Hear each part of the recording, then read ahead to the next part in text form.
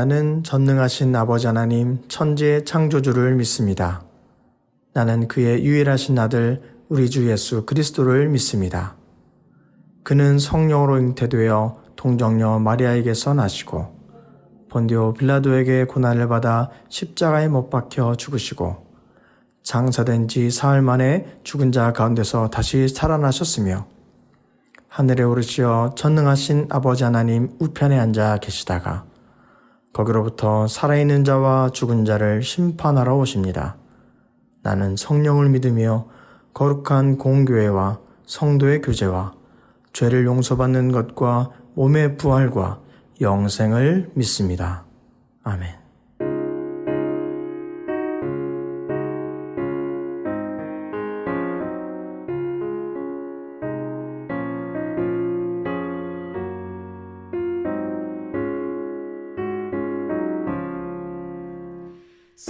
사철의 봄바람 불어있고 하나님 아버지 모셨으니 믿음의 반석도 든든하다. 우리 집 즐거운 동산이라. 고마워라 임마누엘. 예수만 섬기는 우리 집. 고마워라 임마누엘. 복되고 즐거운 하루하루. 어버이 우리를 보이시고 동기들 사랑에 뭉쳐있고 기쁨과 서름도 같이 하니 한간의 조가도 천국이라. 고마워라 임마누엘. 예수만 섬기는 우리 집. 고마워라 임마누엘. 복되고 즐거운 하루하루.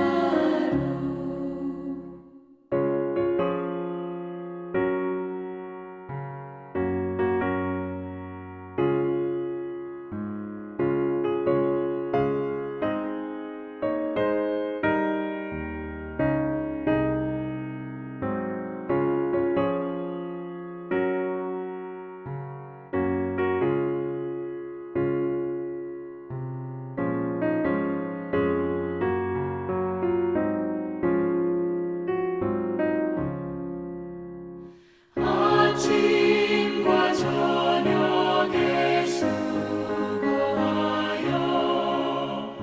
다같이 일하는 온 식구가 한 산에 둘러서 먹고 마셔.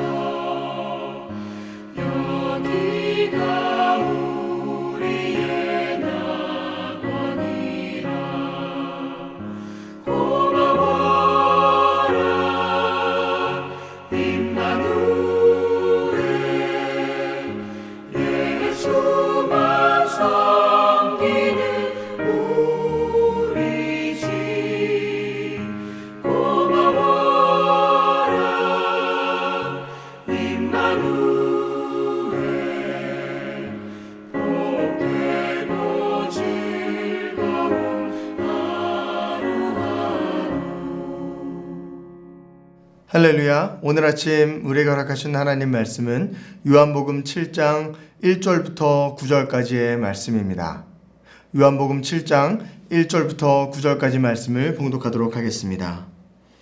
그 후에 예수께서 갈릴리에서 다니시고 유대에서 다니려 아니하심은 유대인들이 죽이려 함이러라. 유대인의 명절인 초막절이 가까운지라. 그 형제들이 예수께 이르되 당신이 행하는 일을 제자들도 보게 여기서 떠나 유대로 가소서. 스스로 나타나기를 구하면서 묻혀서 일하는 사람이 없나니 이 일을 행하려 하거든 자신을 세상에 나타내소서 하니, 이는 그 형제들까지도 예수를 믿지 아니함이러라. 예수께서 이르시되 내 때는 아직 이르지 아니하였거니와 너희 때는 늘 준비되어 있느니라. 세상이 너를 미워하지 아니하되 나를 미워하나니 이는 내가 세상의 일들을 악하다고 증언함이라. 너희는 명절에 올라가라. 내 때가 아직 차지 못하였으니 나는 이 명절에 아직 올라가지 아니하노라. 이 말씀을 하시고 갈릴리에 머물러 계시니라. 아멘. 하나님 말씀입니다. 오늘 요한복음 7장 말씀의 배경은 이렇게 이어지게 됩니다. 앞선 5장에서 예수님께서 공생의 기간 동안에 두 번째 유월절을 예루살렘에서 보내시게 됩니다.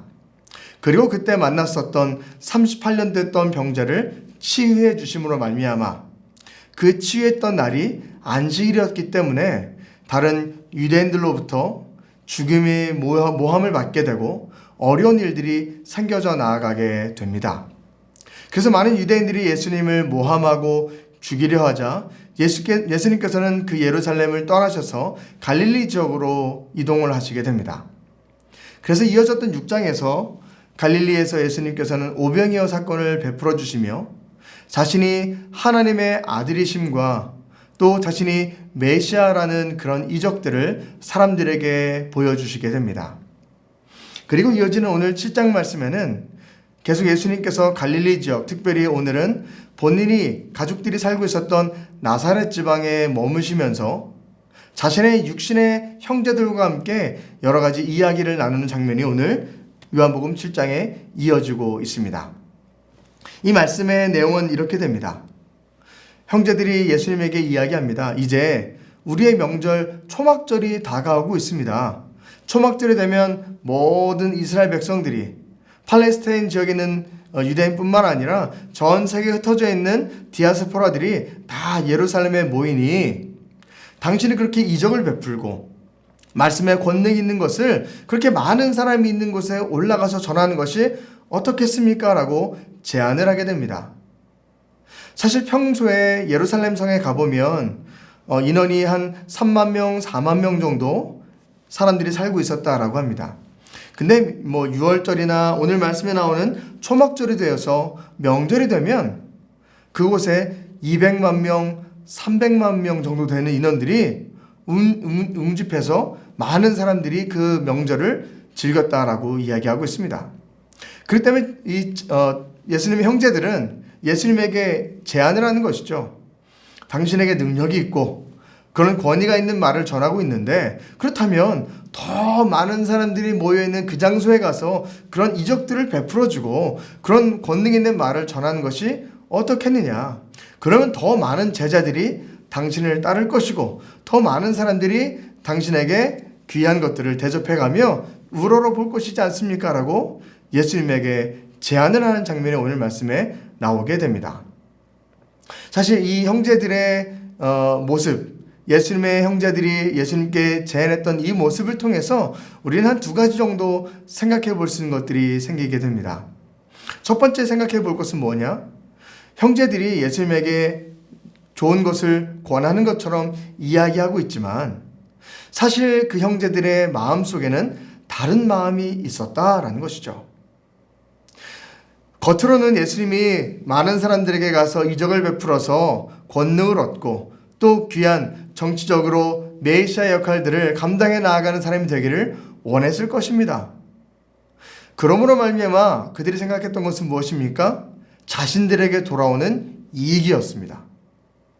나의 형제 예수가 정치적인 메시아가 되어서 이 나라를 통치하고 다스리는 사람이 된다면 그렇다면 자신들에게도 내가 예수의 가족인데 나에게도 뭔가 좋은 것이 생기지 않을까라고 하는 인간적인 욕심의 마음과 자신의 욕구를 충족하기 위해서 예수님을 먼 곳에 가시라고, 그곳에 가셔서 많은 사람들이 있는 곳에서 말씀을 전하시고 이적을 베풀어가며 그 하나님의 놀라운 능력들을 사람들에게 보여주라고 이야기했다라는 것입니다. 예수님 당신을 위해서 이 일을 한 것입니다 라는 겉모습과 다르게 그들의 속사람 가운데는 자신을 예수님으로 말미암아 더 좋은 것을 얻어가고자 하는 그런 욕구의 마음들, 인간적인 마음들이 담겨져 있었다라는 것을 우리가 보게 됩니다. 예수님을 통해서 자신의 욕망을 달성해가는 그런 불순한 모습들을 발견하게 되고요. 이것은 어떻게 보면 다른 사람들이 예수님을 배척했던 모습과는 또 다른 모습의 배척의 모습이 나오는 듯한 모습이 보여지고 있습니다.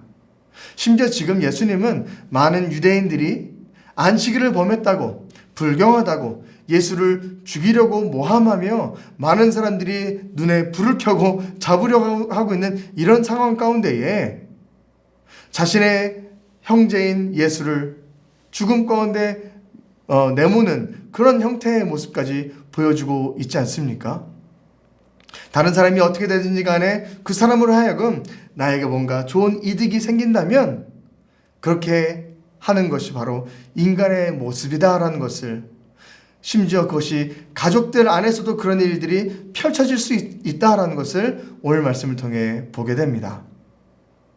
그렇다면 이 형제들은 왜 또 어떤 모습 때문에 이렇게 예수를 그 어려운 길 가운데 내몰며 이런 행동들을 했을까요? 바로 두 번째로 형제들을 통해서 알 수 있는 모습이 무엇이냐? 바로 그들의 믿음 없음을 우리가 알게 됩니다. 오늘 말씀의 5절에 보면 이렇게 기록하고 있습니다. 이는 그 형제들까지도 예수를 믿지 아니함일러라 라고 기록하고 있습니다. 예수요, 이 촌동네 나사렛에 있지 말고 저 예루살렘 큰 도시에 가서 당신의 이름을 펼치십시오 라고 이야기했던 것에는 바로 예수 그리스도가 하나님의 아들이시다라는, 그리고 우리를 구원하시기 위해 이 땅에 오셨던 메시아라는 믿음이 그들 가운데 없었기 때문에 그들은 그런 행동을 하게 됐다라는 것입니다. 이 시점을 한번 봤으면 좋겠습니다. 오늘 요한복음 7장에 나오는 형제들이 예수님께 이야기했던 이 시점이 언제냐면 벌써 예수님의 공생애가 2년이 지나가고 6개월 더 지나갔습니다. 예수님의 전체 공생의 시기가 3년이라고 우리가 보게 된다면 절반도 넘어섰고요. 2년도 넘어섰고요. 2년 6개월. 어떻게 보면 십자가 순환 사건을 한 불과 6개월 정도 앞둔 시점이었다라는 것입니다. 예수님이 많은 일들을 행하셨었고 많은 사람들을 살리시고 도와주시며 놀라운 말씀들을 전해졌던 것들을 그들도 아마 가까이서 보고 접했을 것입니다. 하지만 그럼에도 불구하고 그들 가운데 무엇이 없었습니까? 바로 믿음이 없었습니다. 그래서 성경 말씀에 이렇게 기록하고 있습니다. 그 형제들까지도 예수를 믿지 아니함일러라.